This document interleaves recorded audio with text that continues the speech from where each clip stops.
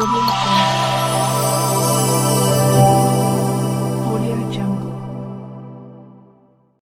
साथियों नमस्कार। आज आपका एक बार से फिर स्वागत है हमारे YouTube चैनल निर्वेंद्र LLB में। और आज मैं एक नए टॉपिक के साथ उपस्थित हूँ।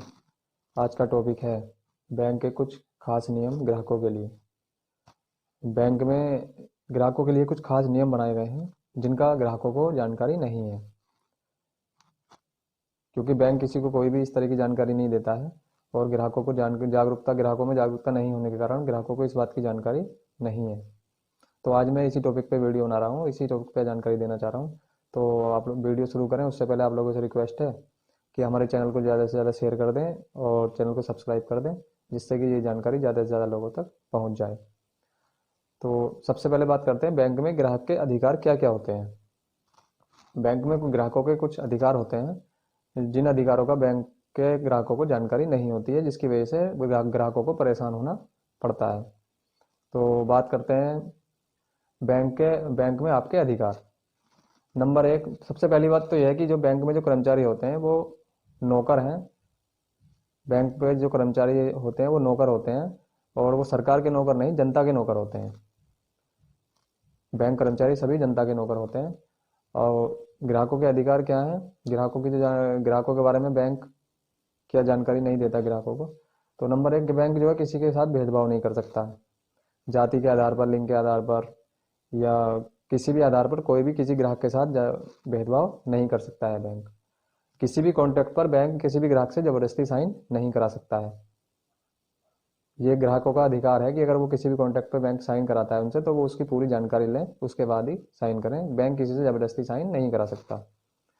नंबर दो है, कोई बीमा जबरदस्ती नहीं कर सकता है। बैंक कोई भी बीमा किसी भी ग्राहक का जबरदस्ती नहीं कर सकता है, क्योंकि आजकल बैंकों में अधिकतर देखा गया है कि कोई भी ग्राहक लोन लेने के लिए जाता है या उसके अकाउंट में रनिंग में कोई ट्रांजैक्शन चलता रहता है, तो बैंक कर्मचारी जो है उसको बुलाते हैं और उससे कहते हैं कि ये बीमे की स्कीम चल रही है, ये बीमा ले लो, ये बीमा ले लो।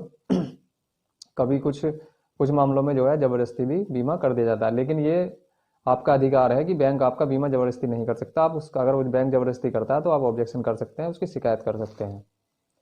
तीसरा है, चौथा, पर्सनल डिटेल शेयर नहीं कर सकता। बैंक किसी भी ग्राहक की पर्सनल डिटेल किसी को शेयर नहीं कर सकता है।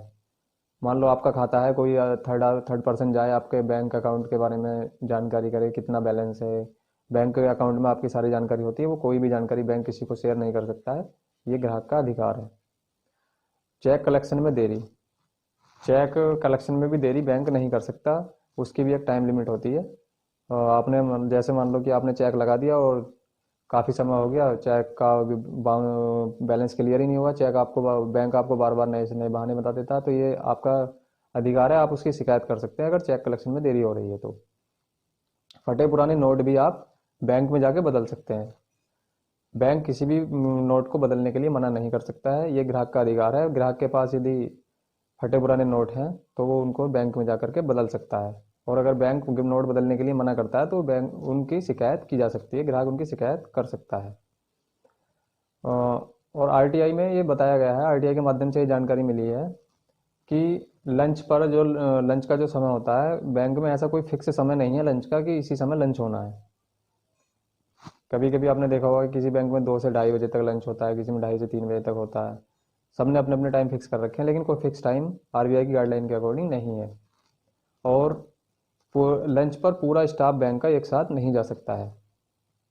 यानी कि अधिकतर आपने देखा होगा कि पूरा स्टाफ लंच पे चला गया और सारा काम ठप हो गया। आप कितने भी ज़रूरी काम से गए कि भाई अब पहले लंच कर लें, उसके बाद आपका काम करेंगे, लेकिन ऐसा कोई नियम नहीं है बैंक में कि पूरा स्टाफ लंच पे एक साथ जाए और उस समय इतने का समय के लिए काम बंद हो जाए।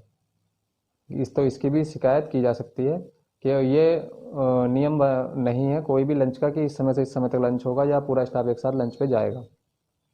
और ये कहा गया है कि अगर लंच करना है तो कुछ स्टाफ एक साथ लंच पे एक ना जा करके, थोड़ा थोड़ा जा करके, अगर मान लो 10 स्टाफ है तो दो लोग जा करके लंच कर सकते हैं, जिससे कि बैंक का काम भी बंद ना हो और सारे लोग लंच भी कर लें।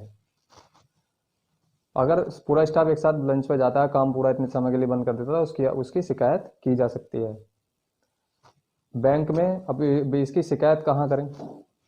आप सोच रहे होंगे शिकायत किससे करें। तो शिकायत बैंक में एक शिकायत पुस्तिका होती है, सभी बैंकों में एक शिकायत पुस्तिका होती है।